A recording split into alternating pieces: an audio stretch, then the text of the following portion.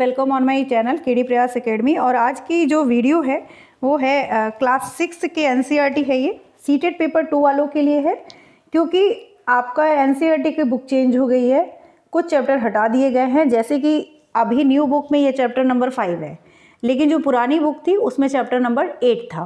तो new NCERT के according हम चल रहे हैं। जल्दी ही आपका सिलेबस, मेरे ख्याल से आपको जल्दी 10 डेज़ के अंदर मैं 7th को भी फिनिश करने की कोशिश करूँगी और हो जाएगा। देखती हूँ, मैं दोनों की क्लासेस चलाने की कोशिश करती हूँ, तीनों क्लास की, मतलब 6, 7, 8। अभी तो हमने 6 का ही स्टार्ट किया था, प्रीवियस ईयर चल ही रहा है। तो आप जो भी लोग देख रहे हैं, कम टाइम में इसको फिनिश करने की कोशिश करूँगी। और मेन इम्पॉर्टेंट पूरा चैप्टर पढ़ना नहीं है हमको, जो जो इम्पॉर्टेंट चीज़ें हैं मैं वही सिर्फ आपको एक तरीके से हाईलाइट करके पढ़ा दूंगी। चलिए स्टार्ट करते हैं। ये जो चैप्टर है वो बॉडी के मूवमेंट के बारे में है, ठीक है।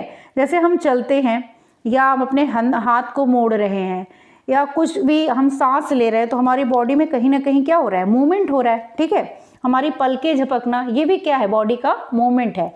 एनिमल्स क्या करते हैं, एक जगह से दूसरे जगह जब जाते हैं अगर, तो उनकी वो भी क्या है, शरीर में गति या मूवमेंट है, ठीक है। सांप क्या करता है, रेंगता है। तो अलग अलग एनिमल्स जो होते हैं अलग अलग तरह की मूवमेंट दिखाता है। मछलियां तैरती हैं, ठीक है, कुछ एनिमल्स चलते हैं, कुछ दौड़ते हैं, कुछ छलांग मारते हैं, कुछ रेंगते हैं। तो अलग अलग तरह के जीवों में, अलग अलग एनिमल्स में अलग अलग तरह की गति पाई जाती है, या हमारे बॉडी पार्ट्स भी जो है वो डिफरेंट टाइप के मूवमेंट शो करते हैं, ठीक है। अब हम डिफरेंट टाइप के मूवमेंट शो करने से पहले सबसे पहले जानेंगे कि जो हमारी बॉडी में मूवमेंट होता है वो किसके कारण होता है।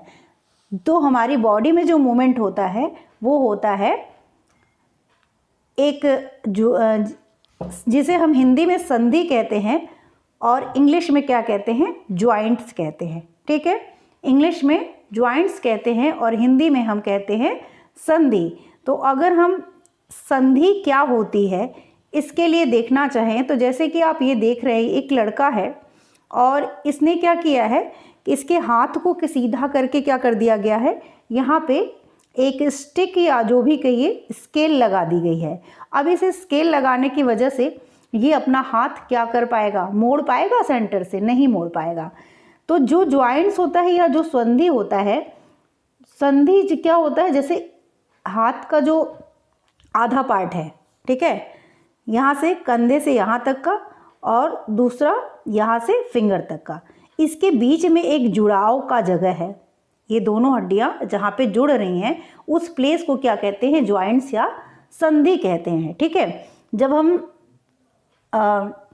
जहाँ पर दो हिस्से एक दूसरे से जुड़े हो सकते हैं उसे ही हम क्या कहेंगे, संधि कहेंगे, ठीक है। यदि हमारे शरीर में कोई संधि नहीं होती तो क्या हम किसी भी सीधा सीधा सारा चीज़ होता है, जैसे ये हाथ इसका सीधा अभी स्केल से कर दिया गया, तो क्या मोड़ पाते, नहीं मोड़ पाते।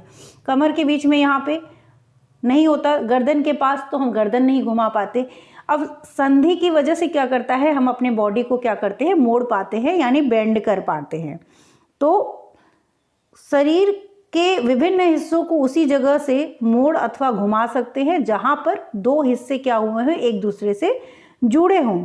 जैसे कि आप यहाँ पे देख सकते हैं, did you notice that we are able to bend or rotate our body in a places where two parts of our body seems to be joint together. हम उसी जगह से अपने बॉडी के किसी पार्ट को मोड़ सकते हैं जहाँ से दो पार्ट आपस में जुड़े हुए दिखाई देते हैं। लाइक एल्बो, कोहनी होती है, शोल्डर, ठीक है, कंधे को, और नेक, गर्दन, these places are called joint. ऐसे ही प्लेसेस को क्या कहते हैं, ज्वाइंट्स कहते हैं, ठीक है। आई होप समझ में आ गया होगा। अब ज्वाइंट्स की बात है तो कुछ और भी चीज़ें हमको पढ़नी है। जैसे कि इसी के आगे अगर हम देखें, what exactly if our body has no joints, अगर हमारी बॉडी में ज्वाइंट्स ना हो तो do you think it is would be possible for us to move in any way at all, क्या हम किसी भी तरीके से अपने बॉडी को मूव करा सकते थे, नहीं। What exactly is joint together at this joint, press your finger against the top of your head, ठीक है, face, nose, ear, back of shoulder, hands and legs including finger and toes. Do you get a feel of something hard pressing against your finger? कुछ hard आपको feel होगा जब इनको press करेंगे ना, दबाएंगे, तो आपको क्या लगेगा? कुछ हार्ड चीज़ फील होगा। वो हार्ड चीज़ क्या है? The hard structure are the bones. वो हार्ड चीज़ क्या है जो आपको फील हो रही है? वो है हमारी हड्डियाँ यानी बोन्स। ठीक है, ये कठोर संरचनाएं क्या होती हैं? हड्डियाँ होती हैं। अपने शरीर के अन्य हिस्सों से जितने भी पार्ट्स हैं आप हर जगह इसको यूज़ कर सकते हैं टच करके। जैसे ईयर को टच करिए तो आपको हेड को टच करिए, पैर को टच करिए, जहाँ भी देखेंगे आपको एक हार्ड स्ट्रक्चर दिखाई देगा जो कि क्या होता है? हड्डियाँ यानी बोन्स होते हैं। ठीक है, bones can not be bend. Bones को मोड़ा नहीं जा सकता है। So how do we bend our elbow? तो हम किस तरीके से अपनी एल्बो को मोड़ पाते हैं? It is not one long bones from the upper arm to our wrist, क्योंकि हमारे हाथ से लेके कंधे से लेके फिंगर्स तक में सिर्फ एक हड्डी नहीं होती है। ठीक है, समझ रहे? एक हड्डी नहीं होती। It is different bones joined together. यहाँ पे अलग अलग कई बोन्स में ज्वाइंट होते हैं एट एल्बो। और क्योंकि ज्वाइंट जहाँ से होते हैं वहाँ से मुड़ पाते हैं। अगर एक सीधी हड्डी होती तो वो कभी भी मुड़ नहीं पाती। Clear? Similarly there are many bones present in each part of the body. इसी तरीके से हमारे बॉडी के हर पार्ट में बहुत सारे बोन्स प्रेजेंट होते हैं। वी कैन बेंड और move our body only at those point where bones meet. हम उसी जगह पे केवल अपनी बॉडी को मोड़ सकते हैं, बेंड कर सकते हैं, जहाँ पे वो जॉइंट्स जो हैं आपस में एक दूसरे से मिलते हैं। जैसे कि एक ये जॉइंट है और एक ये जॉइंट है, तो ये जहाँ पे मिलेंगे ना, इनको जोड़ने के लिए जो जगह प्लेस होगा वहीं से हम अपनी बॉडी को क्या कर सकते हैं? मोड़ सकते हैं। समझ में आ रहा है? आई होप समझ में आ रहा होगा। तो एक एक लाइक ज़रूर करिएगा और चैनल पे नए हैं तो चैनल को सब्सक्राइब कर लीजिएगा। अपनी जो आप लोगों की एक विचार हैं वो अपने कमेंट बॉक्स में जाके शेयर कर सकते हैं कि कौन सा चैप्टर पहले पढ़ाया जाए। किसी भी क्लास का हो, चाहे वो 8th का हो चाहे 7th का हो, तो वो आप चैप्टर भी मेंशन कर सकते हैं। तो मैं उस चैप्टर को सबसे पहले देखने की कोशिश करूँगी। ठीक है, ऐसे भी मैं सोच रही हूँ कि सिलेबस को देख के, सिलेबस में जो चैप्टर्स दिए हुए हैं नेम से, ऐसे तो आपको सिलेबस जो दिख रहा है ना वो छोटा सा वो है नहीं, वो सिर्फ नहीं है साइंस का, वो पूरा ही आपको एनसीईआरटी पढ़नी है। उसी अगर एनिमल की बात करता है तो एनिमल की ब्रीथिंग हो, एनिमल का डाइजेशन हो, वो सारी चीज़ें एनिमल में आ जाती हैं। तो ओवरऑल वो चैप्टर जो है कवर कर ही लेता है।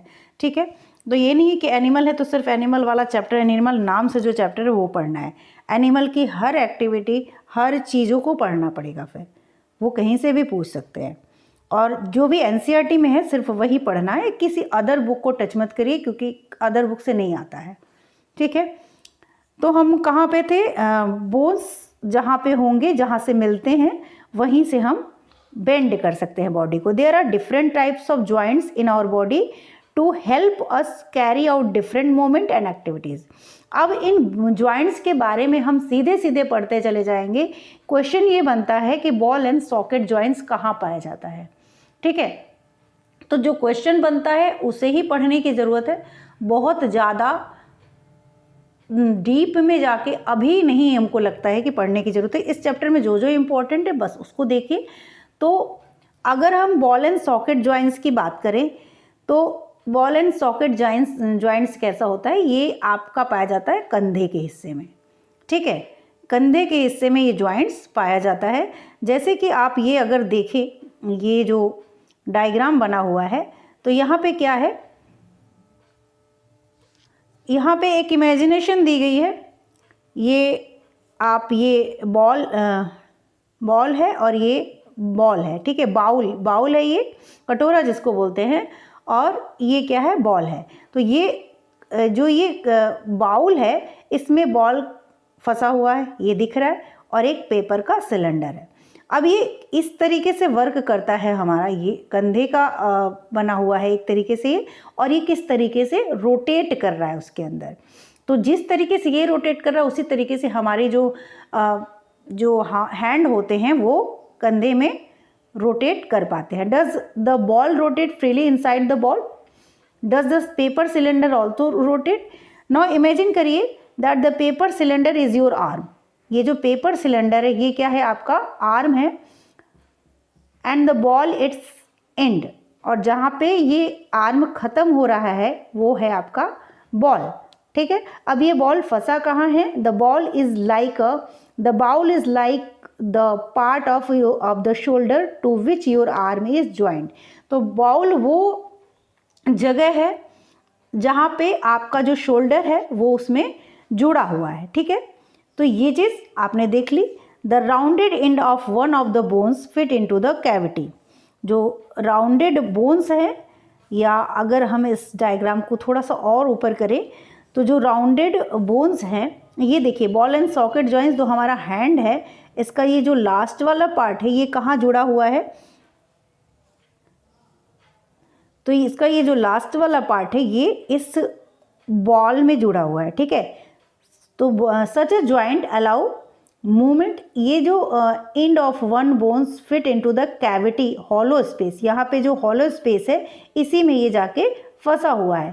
ठीक, such a joint allow movement in all direction. तो जो कंधे की हड्डी होती है, अस्थि होती है, वो क्या करती है? संधि होती है, वो चारों ओर गति प्रदान करती है, यानी हम ऑल डायरेक्शन में इसको मूव करा सकते हैं। तो अगर क्वेश्चन आपका बनता है तो कौन सी ऐसी संधि है, किस अंग में पाई जाती है, ये भी पूछा जा सकता है, जिसको हम सभी दिशाओं में घुमा सकते हैं। Can movement allow movement in all direction. तो हम क्या कह सकते हैं, जो आपकी कंधे की संधि होती है वो आपकी बॉल एंड सॉकेट ज्वाइंट जो होती है उसको हम ऑल डायरेक्शन में मूव करा सकते हैं। ठीक है, इसको हिंदी में कंदुक खल्लिका संधि भी कहते हैं। तो वो भी जो भी हिंदी मीडियम से हैं वो भी देख सकते हैं। दूसरा है पाइवट ज्वाइंट्स, जिसे हम हिंदी में धुराद्र संधि कहते हैं। ये पाई जाती है आपकी गर्दन तथा जो हेड है आपका, नेक और हेड को जोड़ने वाली संधि है। ठीक है, हमारे नेक को हेड से क्या करती है? जोड़ती है। इसको हम पाइवट ज्वाइंट्स या धुराद्र संधि कहते हैं। और इसके द्वारा सिर्फ हम अपने गर्दन को कैसे घुमा सकते हैं? या आगे कर सकते हैं या पीछे कर सकते हैं, दाएं या बाएं, चारों दिशाओं में नहीं घुमा सकते हैं। ठीक है, तो हम जो नेक में जो ज्वाइंट्स पाया जाता है वो क्या होता है? Pivot joints. और यहाँ पे देखिए, the joints where our neck is joint, the head is a pivot joint, it allow us to bend our head forward and backward and turn to head to our right और left. या तो right left कर सकते हैं या तो आगे पीछे कर सकते हैं, फॉरवर्ड और बैकवर्ड कर सकते हैं। ठीक है, राउंड राउंड नहीं घुमा सकते हैं। तो ऐसी संधि को क्या बोलते हैं? पाइवट संधि। कहाँ पाई जाती है? नेक और हेड के जॉइंट्स पे। ठीक है, तो ये हमने देख लिया। अब देखते हैं हिंज संधि कहाँ पाई जाती है। तो हिंज संधि जो है आपकी, जिसे हिंदी में हिंद कहते हैं और इंग्लिश में भी हिंज कहते हैं, तो इसको देख लेते हैं कि हिंज संधि आपकी कैसी होती है। घुटने की जो संधि होती है वो क्या है? हिंज संधि होती है। या कोहनी में, जिसको हम सिर्फ एक ही दिशा में, केवल आगे और पीछे एक ही दिशा में मूवमेंट करा सकते हैं, तो ऐसी जॉइंट्स को क्या बोलते हैं? हिंज। तो डायरेक्ट पढ़ लेंगे। The elbow has hinge joints that allow only a back and fourth movement, यानी आगे और पीछे सिर्फ एक ही दिशा में, डायरेक्शन में मूवमेंट कर सकते हैं। तो इस तरह की संधि को क्या बोलते हैं? हिंज जॉइंट्स बोलते हैं, जो कि पाई जाती है हमारी नी में, घुटने की हिंज संधि। तो ये भी आपका एग्जाम्पल दे के पूछ सकता है, डायरेक्शन दे के पूछा जा सकता है। जब यही चैप्टर हैं तो इनसे ही क्वेश्चंस बनेंगे। और बनाए जा सकते हैं। ठीक है, अब ये है फिक्स्ड जॉइंट्स, या जिसे हम हिंदी में अचल संधियां कहते हैं। तो हमारे सिर में, हेड में जो होती हैं बहुत सारी बोन्स होती हैं और जो कि जॉइंट्स द्वारा आपस में क्या होती हैं, जुड़ी रहती हैं। यही संधियां, यही जो हैं, इन संधियों पर हिल नहीं सकती हैं। ठीक है, ये जो बोन्स हैं इन संधियों पर हिल नहीं सकती हैं। ऐसी संधियां क्या कहती हैं, फिक्स्ड जॉइंट कहते हैं, या इनको अचल संधि कहते हैं। अब इसको पूरा पढ़ेंगे हम। Some joints between bones in our head are different from those we have discussed so far. तो जो हमारे सर में, हेड में जो पाई जाती हैं बोन्स, वो अलग और जगहों से थोड़ी डिफरेंट होती हैं। The bones can not move at these joints. ये जो बोन्स होते हैं ये जॉइंट्स पे भी मूव नहीं होते हैं। ठीक है, जो हमारे हेड में, सिर में जो हड्डियां होती हैं जो आपस में संधि द्वारा जुड़ी हैं, लेकिन जॉइंट्स द्वारा जुड़ी हैं, लेकिन ये जॉइंट्स वे भी मूव नहीं करती हैं। इन जॉइंट्स को क्या बोला जाता है, फिक्स जॉइंट बोला जाता है। ठीक है, अभी तक का कि जब जॉइंट्स पे जो बोन्स मिलेंगी वो मुड़ेंगी, लेकिन यहाँ पे जो बोन्स पाई जाती हैं, जो जॉइंट्स होते हैं, इन जॉइंट्स पे ये बोन्स मुड़ नहीं पाती है, हेड में पाई जाती है और ये क्या होती हैं, फिक्स होती हैं। क्लियर। और अगर आप ऊपरी जो जबड़ा है, जॉ लाइन जो है, अपर जॉ है, उसको भी आप मुड़ा नहीं कर सकते हैं, तो वहाँ पे भी क्या होता है, फिक्स जॉइंट होता है। Rest of head which is fixed.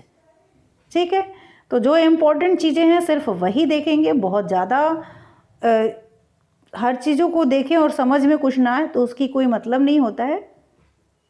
और इसके आगे का पार्ट जो है वो है हमारा स्केलेटन के बारे में, यानी कंकाल के बारे में, और इसको और पेशियों के बारे में। ठीक है, जो हम लोग हैं पेशियों के बारे में, मसल्स के बारे में, ये हम पढ़ेंगे नेक्स्ट क्लास में, क्योंकि वीडियो ऑलरेडी 16 मिनट की हो चुकी है और मैं चाहती हूँ कि आप लोग वीडियो पूरा देखें, स्किप किए बिना देखें। जो भी चीज़ें हैं, अभी मैंने जितने जॉइंट्स बनाए वो इम्पॉर्टेंट हैं, किसी भी क्वेश्चंस के फॉर्म में आपसे पूछे जा सकते हैं। तो ऐसा नहीं है कि ऐसा चैप्टर है जिसको हम स्किप कर सकते थे, इम्पॉर्टेंट चैप्टर है। वीडियो को पूरा देखिएगा और आगे के लिए जो भी चैप्टर आएंगे वो आपके एग्ज़ाम से अगर इम्पॉर्टेंट होंगे तभी मैं उस चैप्टर को लाऊंगी। पहले तो इसको ख़त्म करूंगी क्योंकि ये चैप्टर पूरा ही इम्पॉर्टेंट है आपका, और भी इसके आगे जो चीज़ें हैं वो भी इम्पॉर्टेंट है। तो अगर वीडियो पसंद आ रही हो तो चैनल को लाइक कर दीजिएगा और अपने सजेशंस मुझे ज़रूर, फीडबैक जो है वो ज़रूर दीजिए। किस सब्जेक्ट की आप लोगों को वीडियो चाहिए वो भी आप शेयर कर सकते हैं। चलिए आज के लिए इतना ही। Thank you.